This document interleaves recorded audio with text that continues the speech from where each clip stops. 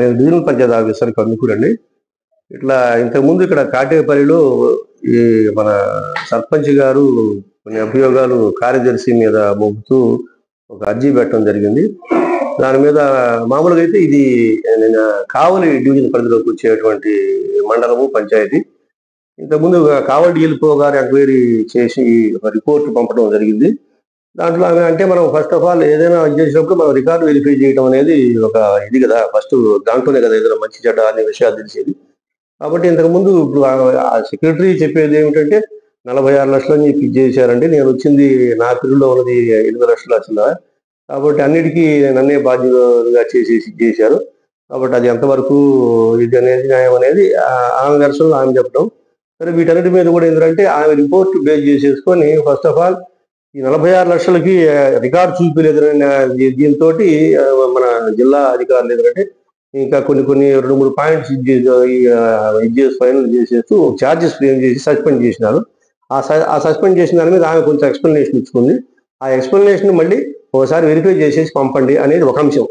అంటే ఆమె charges frame చేసి ఎక్స్ప్లెనేషన్ ఇచ్చుకున్న దాంట్లో మళ్ళీ వెరిఫై చేసేసి ఎంతవరకు ఆమె ఆర్గ్యుమెంట్ అనేది కరెక్ట్ అనేది అది ఒకటి చేశారు. అట్ ది సేమ్ టైం మళ్ళీ సర్పంచ్ గారు కూడా ఉంటారు కదా, ఒక సెక్రటరీ అనే ఇదే.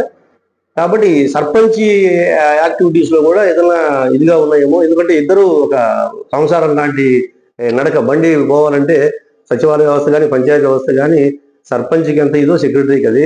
కాబట్టి ఏంటంటే సర్పంచ్ వైపు కూడా చూడండి, ఒక ఎంతసేపటి కల్లా సెక్రటరీ ఫాల్ట్ ఉంటే ఓకే, మనం ఇదిగా రాసేస్తాం. కాకపోతే ఆమె ఎక్స్ప్లెనేషన్ ఇచ్చిన ఆన్సర్స్ మీద మళ్ళీ రికార్డు పరంగా వెరిఫై చేసి అది justification. At the same time sarpanch గారు కూడా ఉన్నటువంటి అడ్మినిస్ట్రేషన్ లో ఆ సర్పంచ్ గారు చేయాల్సిన డ్యూటీల్లో కూడా ఏమైనా ఇది ఉన్నాయా అని చెప్పి ఈ రెండు కోయిన్సైడ్ చేసేసుకుంటూ రికార్డు మనం పరిశీలించేసి ఫైనల్ రిపోర్ట్ మళ్ళీ డిపో గారికి పంపిస్తే, అంటే ఒకసారి కావలి డిఎల్పో గారు చేసి పంపించినారు.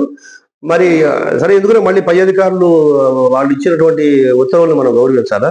కాబట్టి నాకు ఇచ్చినారు. వాస్తవంగా నాకు కూడా చాలా ఎంక్వైరీలు ఉన్నాయి మా డివిజన్లో. అంటే మాకు స్టాఫ్ కూడా తక్కువ, ఎక్కువ లేరు.